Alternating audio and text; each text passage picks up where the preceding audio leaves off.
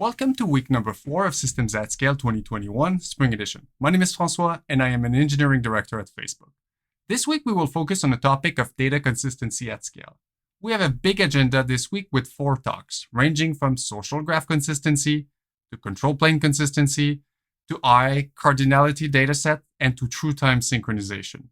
In the first session, we will have Xiao and Scott discuss how we achieve social graph consistency at scale. And in the second talk, Mahesh will discuss the concept of virtual consensus that we apply in a control plane. Let's catch up after the second talk.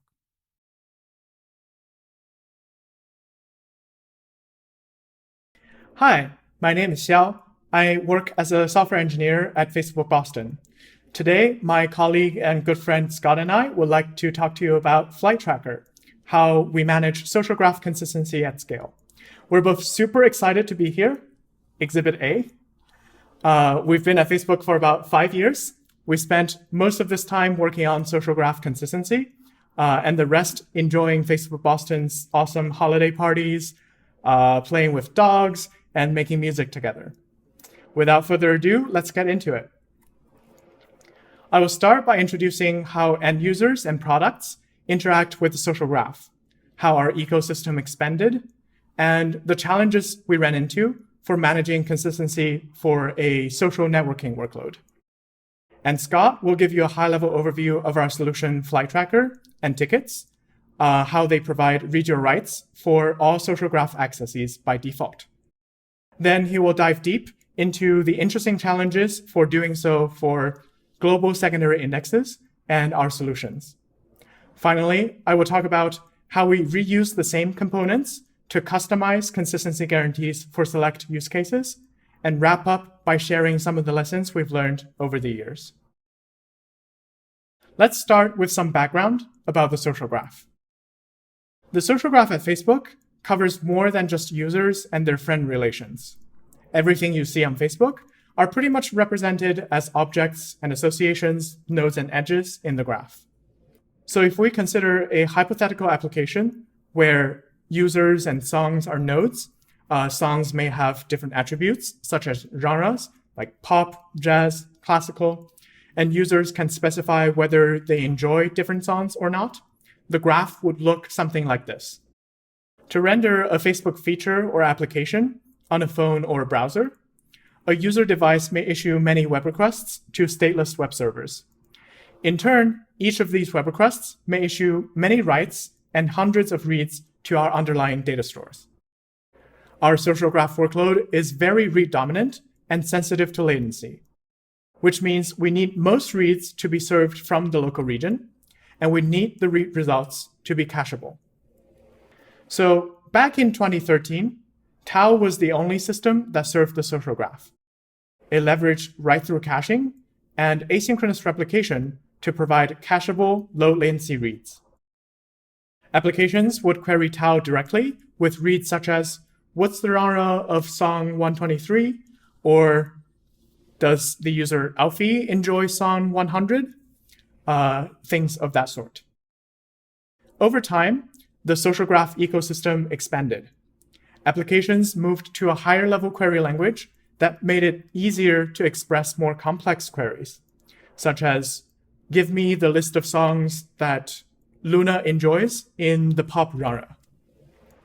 Some of these queries are inefficient or even impossible to be served by Tau. To optimize for these queries, we built global secondary indexing systems. In order to achieve similar high availability and low latency reads, our global indexes also use async replication and provide eventual consistency. So as I mentioned, both Tau and our indexing systems had eventual consistency as their baseline. There's an interesting consequence that fell from that, which is applications don't assume exclusive ownership of data, but they do expect concurrent modifications. So they're always okay with reading fresher data than what they expect. So as you will see later, this add or after expectation gave us a lot of flexibility in terms of our implementation. Meanwhile, our developers also wanted at least read-your-rights consistency from our data stores to make it easier to build interactive applications on top. There were a few challenges back in the days.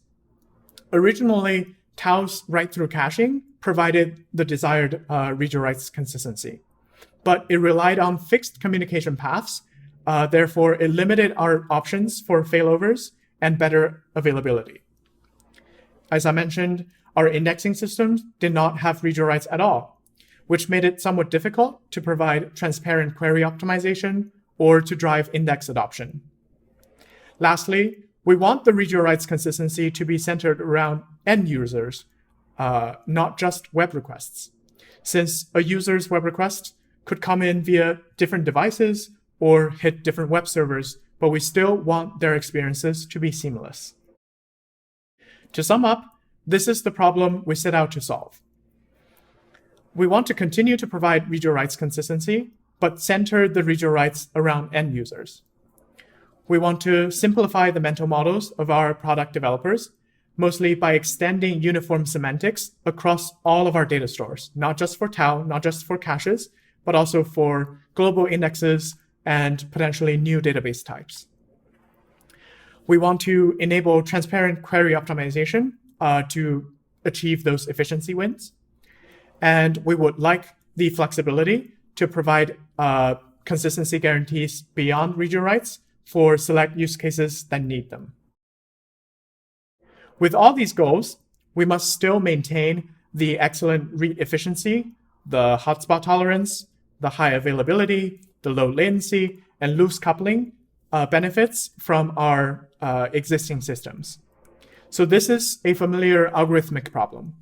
We face an undesirable trade-off between consistency versus availability and efficiency. At the same time, this is a software engineering problem. Any solution we build needs to be applied to all of our query-serving data stores. They may have different strengths and possibly even different replication protocols, but we want to hide all that complexity from our applications. Our solution, FlightTracker, allows us to tackle both at the same time by decomposing the consistency problem. Consistency guarantees boil down to what writes are visible to a read. So we separate the problem of identifying those missing writes from ensuring the visibility of those writes on a read. We built a FlightTracker service to identify and collect metadata for writes that need to be made visible. We encapsulate the write metadata in a ticket. And to ensure visibility of those writes, we attach this ticket to any data store read that we do. We call those reads ticket-inclusive reads. The data stores are responsible then to reflect the writes in a ticket in the read results. So immediately from this decomposition, we get some structural benefits. On the one side, data stores don't need to worry about what writes any application want to see or don't want to see. It is up to the FlightTracker service and the application to decide on what information to collect and how to collect that information. In the read-your-writes case, you'll see that we fetch each end user's recent writes from FlightTracker once per web request, which is amortized over hundreds of reads that the web request might do. Every data store could then focus on employing different strategies to serve and optimize ticket-inclusive reads, which gave us, again, a lot of flexibility in our implementation. So now that I've painted the broad strokes of how our solution looks like, next, Scott will go into details of each of these components and show how they fit together to provide read-your-writes consistency for all of the social graph accesses. Thanks, Xiao, for the introduction. I'm Scott Pruett, and apology in advance if you hear my dog walking around behind me. As you can see from the calendar, he's a pretty big part of my life.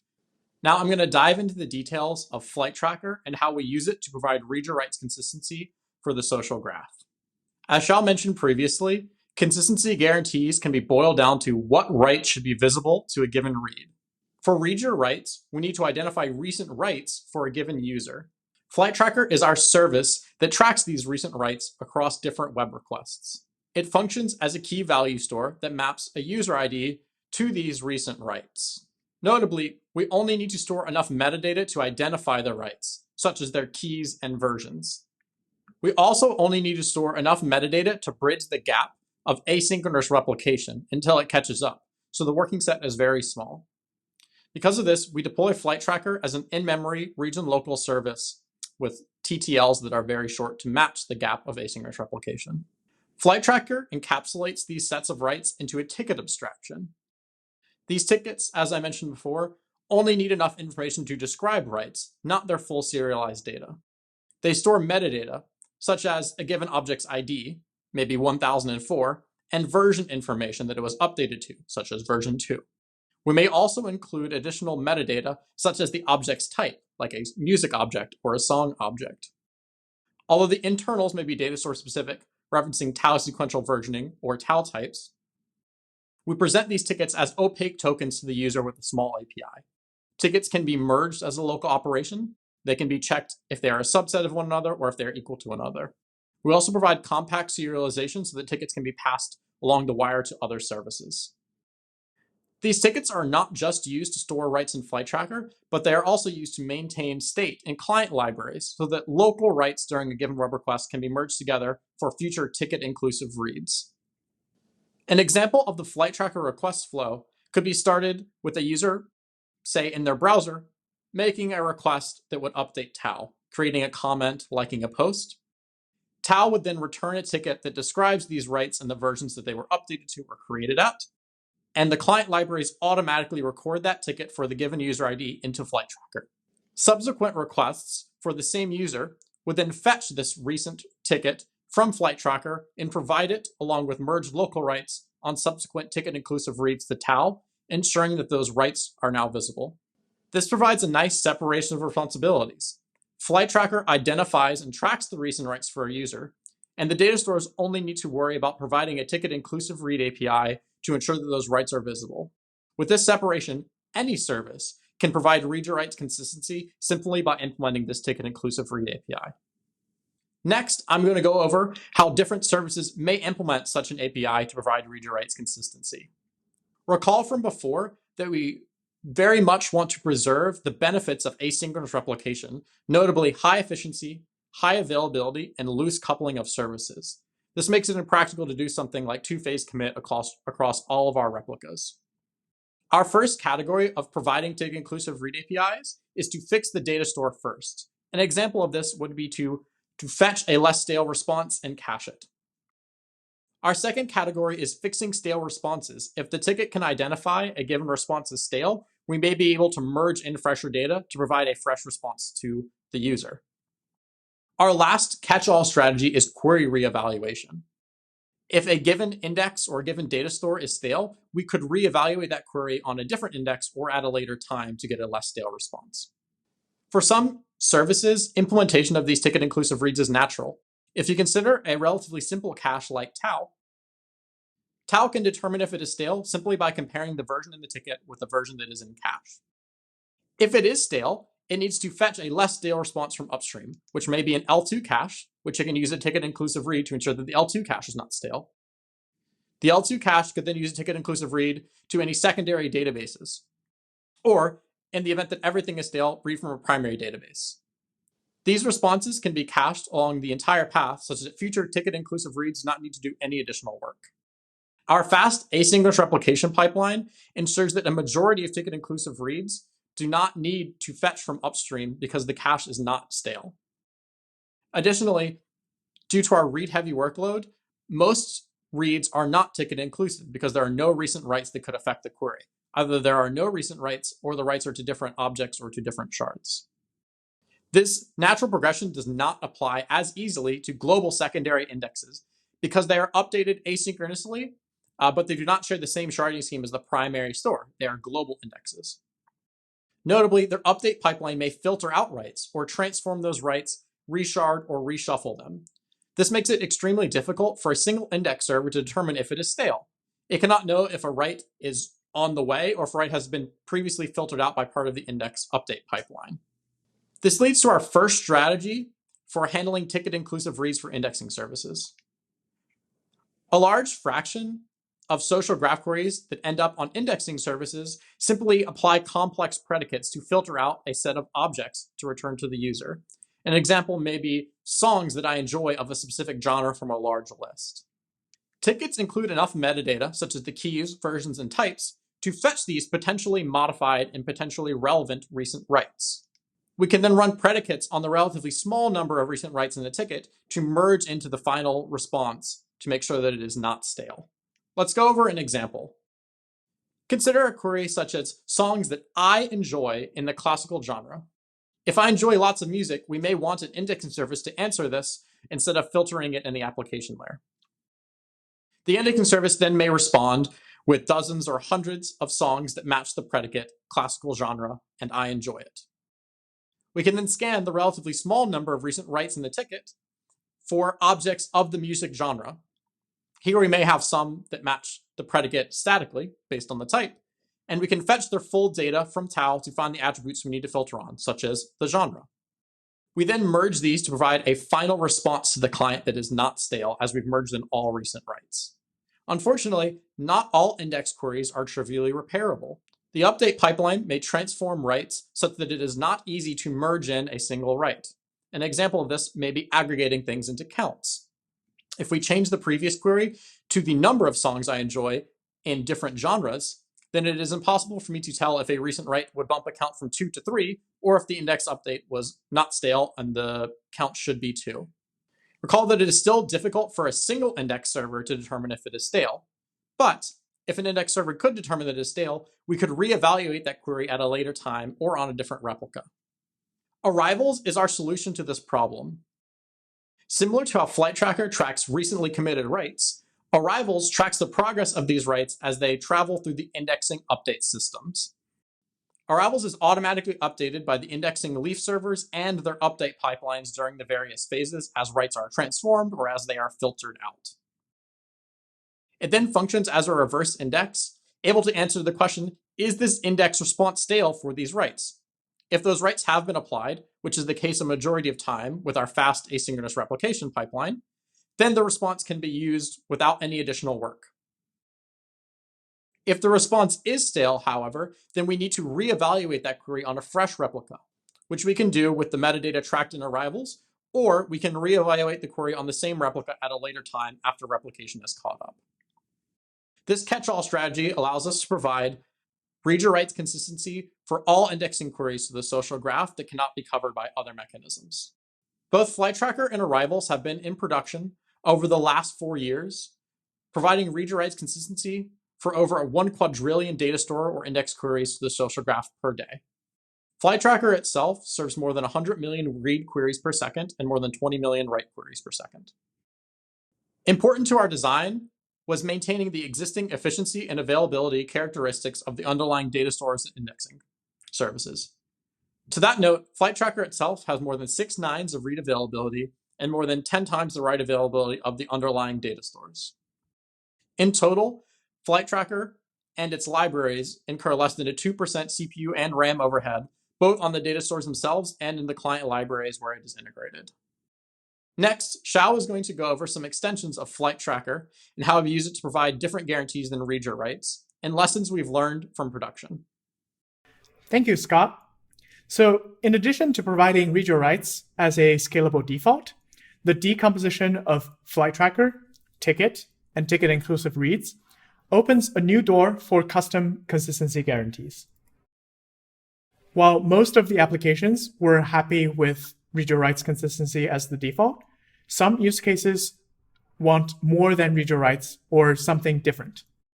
These include systems at the product infrastructure layer, which means they're still hidden from our diverse slew of applications, but it also means that providing the right guarantees for them becomes super high leverage, because once we do that for the product infrastructure, all of their use cases would benefit from the guarantee. So for these cases, we try to reuse as much as possible of our existing infrastructure. They may still want to collect writes in FlightTracker, but they might not directly want to use end user IDs. They might choose a different session ID or something like that. We also provide utility functions for them to handle tickets explicitly, either to collect writes into a ticket or to pass things along, especially if we can piggyback on their existing communication. And the rest pretty much stays the same. ticket stays the same, ticket inclusive reads also stays the same. So much of our infrastructure is reused. For the sake of time, I'll just go through one of these examples. So let's talk about Facebook's pops-up notification system. A user web request or some internal infrastructure can trigger a publish event in the system, and they will get published to subscribers in different regions. Each of the subscribers reads from Xiao in order to render personalized notifications for our users. So the problem is that the publish events may race with Xiao's asynchronous data replication, which means the subscribers may not observe the publisher's earlier rights that the notification depends on. So to solve this issue, we let the publisher collect its rights into a ticket and send this ticket along the publisher events. All of the subscribers then use ticket inclusive read to read from Xiao and render the notifications, thus explicitly guaranteeing read the publisher's right. So we take the approach of providing different or stronger consistency guarantees for specific use cases that want them, rather than making our consistency stronger across the board, because this approach allows us to limit the performance impact of providing stronger consistency to only the use cases that need it and use it.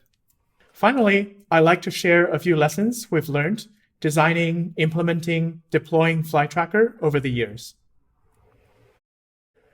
First of all, one of the early lessons we've learned was that identifying logged in user ID was actually much more difficult than we expected.